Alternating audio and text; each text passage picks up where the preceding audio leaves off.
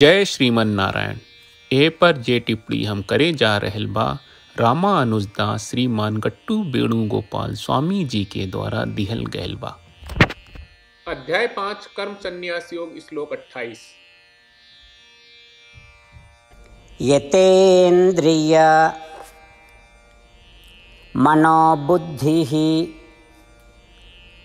मुनिर्मोक्ष परायणः विगतेच्छा भयक्रोधो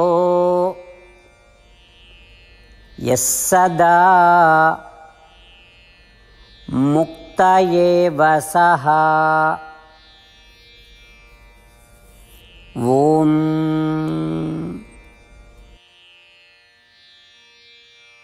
गीताचार्य श्री कृष्ण परमात्मा अर्जुन समेत हमनी सबके कर्म संन्यास योग सिखा रहल बानी। परमात्मा कह रहल बाड़न कि अर्जुन हम साधना आ आध्यात्मिक साधना के बारे में बतावत बानी जौन रौरा आत्म साक्षात्कार के प्राप्ति खातिर करे के चाहिए। जैसन कि हम पहले कहले रही कि संसारिक वस्तु के रौरा मन से न जोड़ल चाहिए, मन के प्रवेश न होके दे। नाक के नोक पर ध्यान रखत आधा बंद आंख के निगाह से प्राणायाम करत रहे के चाहिए ता ऐसन करत समय आपन इंद्रियन चाहे संवेदी अंग के मन के ना होके देवे के चाहिए और आत्म साक्षात्कार के प्रयास में बुद्धि के लागू करी। यही के अलावा आपन मन के संसारिक वस्तु के पीछे दौड़े से रोकी ता जे ई तरह के जीवन शैली अपना वेला उ लोग आत्म दर्शन जरूर हासिल करी और आपन कर्मन के कारण सब बंधन से मुक्त हो जाए। ता रौरा लागत बा कि ई कब हुई? अभी। अर्जुन योग अभ्यास जौन हम अब तक समझा वेले बानी के भी एकर अभ्यास करी ओकरा कुछ देर बाद ना बल्कि तुरंत राहत मिली। इसी तरह से श्री कृष्ण परमात्मा हमनी के योग अभ्यास आ आत्म साक्षात्कार के प्राप्त खातिर योग के अभ्यास के बारे में समझा रहल बाड़े। श्री कृष्ण परमात्मा के वचन के ध्यान करत आ आत्म साक्षात्कार के प्राप्त खातिर योग के अभ्यास करत हमनी के सब केहू परमात्मा के वचन के दोहरावे जाए। यतेन्द्रिय मनोबुद्धिः मुनिर्मोक्षपरायणः विगतेच्छा भयक्रोधो यः सदा मुक्त एव सः। श्रीमद् भगवत गीता का पूरा सार श्री कृष्ण परमात्मा ने अध्याय 18 के श्लोक 65 से 70 में 8 काम करे खातिर दिले बाड़े। श्री कृष्ण कहले हम ओ लोगन से प्रेम करनी जो लोग इन 8 बातन के मान तारे। हम ओ भक्तन के हर तरह से रक्षा करब।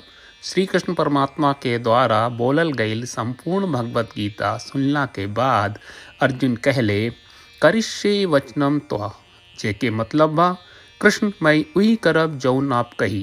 यही कारण बा श्री कृष्ण अर्जुन के हर तरह के सफलता आ विजय प्रदान करेले।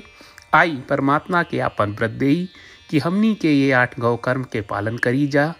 ई वचन परमात्मा के देवे से बड़न कौनो पूजा तपस्या यज्ञ नहीं। हम 8 प्रण कहब जौन हमनी के करे के चाहिए। आप सब कृपया इन्हन के आपन दिमाग और दिल में सोची। श्री कृष्ण के आपन वचन देवे के ई तरीका में हमनी सबकी कल्पना करे के चाहिए कि श्री कृष्ण का चेहरा खुशी से चमकत बा और खुशी के एहसास करत बा। जय श्रीमन नारायण। यहाँ हमनी के 8 वादा बा।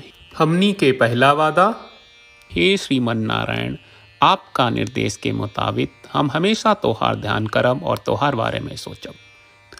हमनी के दूसर वादा, हे श्रीमन नारायण आपका सलाह का अनुसार हम हमेशा आपका भक्त रहब। हमनी के तीसर वादा, हे श्रीमन नारायण हम आपन सब काम तोहरा सेवा के रूप में और तोहरा संतुष्टि खातिर करब। हमनी के चौथा वादा, हे श्रीमन नारायण जैस की आप माने के कहले रहलू हमरा बहुत विश्वास बा कि हम आपके होई और हम हमेशा आपन दोनों हाथ जोड़ के आपके नमस्कार करब और आपकी पूजा करब। हमनी के 5वां वादा, हे श्रीमन नारायण हमरा के तोरा बात माम एकम शरणम ब्रज 1866 याद कहले जहां आप हमरा के आपन का अर्पित करे का कहा। श्रीमन नारायण मैं हमेशा तोहरे शरण में रहब।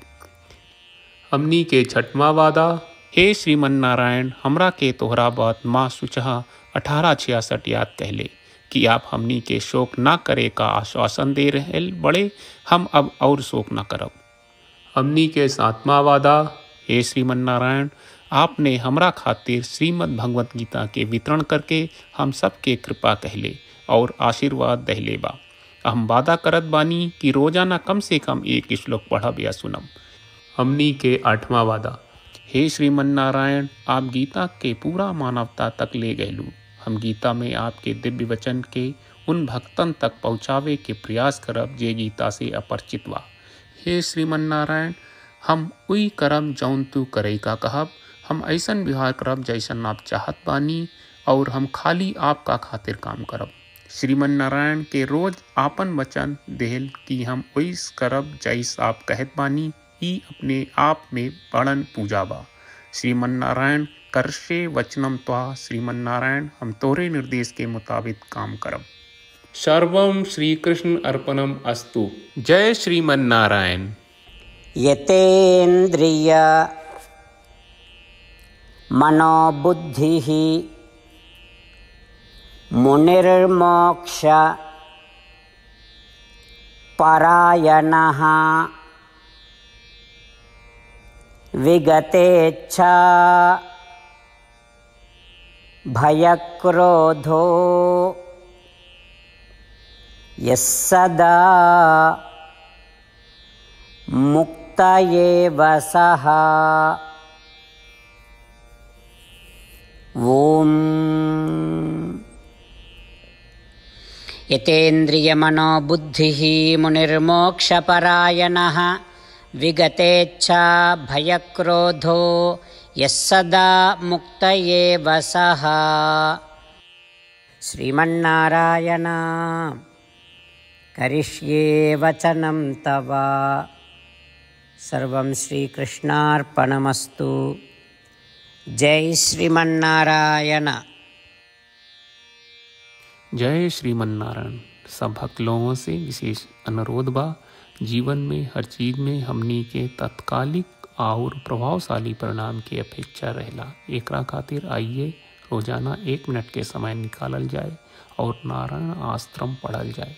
नारायण आश्रम प्राप्त करे खातिर नारायण आश्रम वेबसाइट पर जाई, जो www.narayanashram.org है, और पंजीकरण में आपन नाम और ईमेल दर्ज करी। आपके द्वारा प्रदान कईल गई ईमेल पर आपका एक नारायण आश्रम PDF प्राप्त हुई। PDF में एक रामायण श्लोक, एक गीता श्लोक और एक विष्णु नामम बा। ये तीनों के मिल के नारायण आश्रम कहल जाला। हर व्यक्ति के ये श्लोक के अलग अलग संयोजन मिलेला। जब हर कोई 24,000 भक्तन के साथ रोजाना आपन नारायण आश्रम पढ़त आ सुनत बा, ता हर दिन संपूर्ण रामायण का 1 दौर, श्रीमद् भगवत गीता पारायण के 33 दौर और श्री विष्णु सहस्त्रनाम स्तोत्र पारायण के 24 दौर प्रतिदिन पूरा होएला। ई एक बहुत ही उल्लेखनीय और विलक्षण परिणाम बा, जौन हर एक दिन ऐस करे से निकलेला। ई कारण बा कि आप और आपके परिवार के सदस्य तुरते जाके आपन नारायण आश्रम प्राप्त करी। जय श्रीमन नारायण।